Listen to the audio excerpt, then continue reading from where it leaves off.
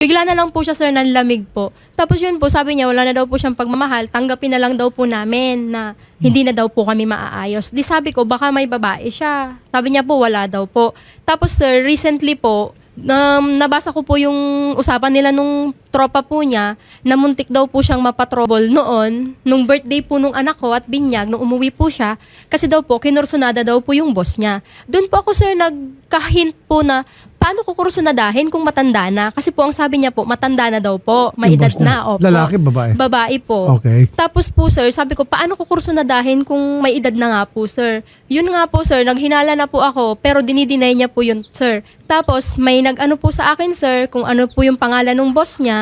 Hinanap ko po, sir. Una, sir, yung video lang po na naka-abrisete po yung babae sa mister ko. Dinahilan po niya noon sa nanay niya, close-in bodyguard daw po kasi siya. Sabi ko, Okay. alam ko ang close-in, sir. Close-in ka.